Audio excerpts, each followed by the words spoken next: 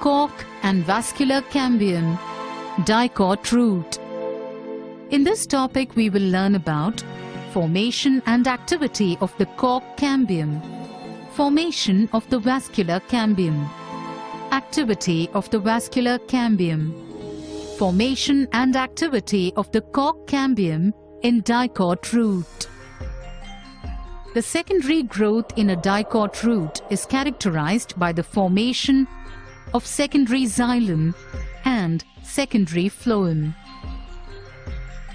Once they are formed, the pericycle lying next to the endodermis becomes active and divides to give rise to cork cambium or phloem, which consists of a few rows of thin-walled, roughly rectangular cells.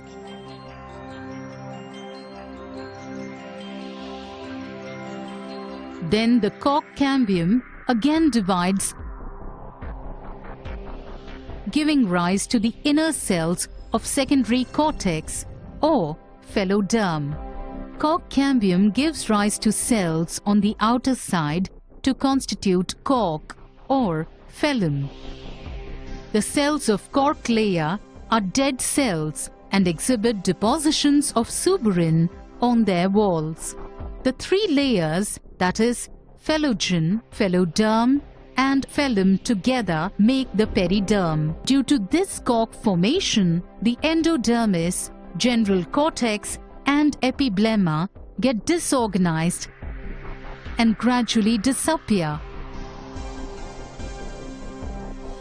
Formation of the vascular cambium in dicot roots.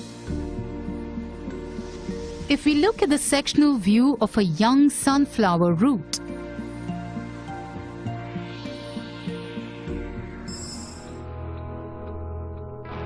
we can see that the epiblemma, consisting of thin-walled cells, constitute the outermost layer. Cortex, having thin walls and rounded cells, lie next to it. This is followed by endodermis, which consists of a single layer of barrel-shaped cells. Pericycle lies internal to the endodermis. Vascular bundles comprising xylem and phloem are arranged radially. Parenchymatous conjunctive tissue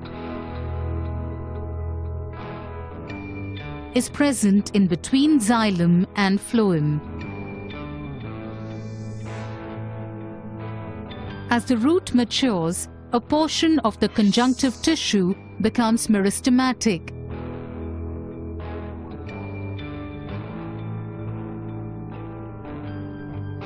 And divides to give rise to a strip of cambium.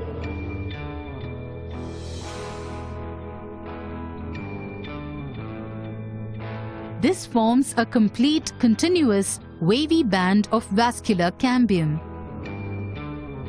which passes over the xylem bundles and below the phloem bundles. Activity of the vascular cambium in dicot roots. The transverse section of a young dicot root shows a wavy cambium.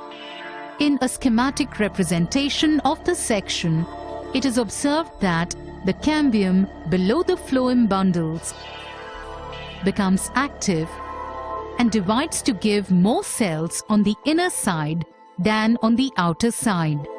The increased number of cells on the inner side pushes the cambium and the primary phloem outwards, and the wavy cambium band becomes circular to form a cambium ring.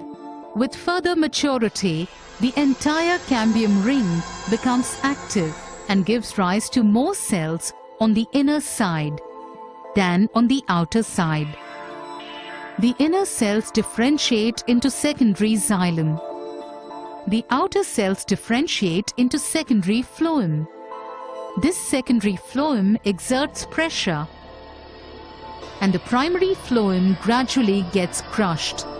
The primary xylem remains at its original position.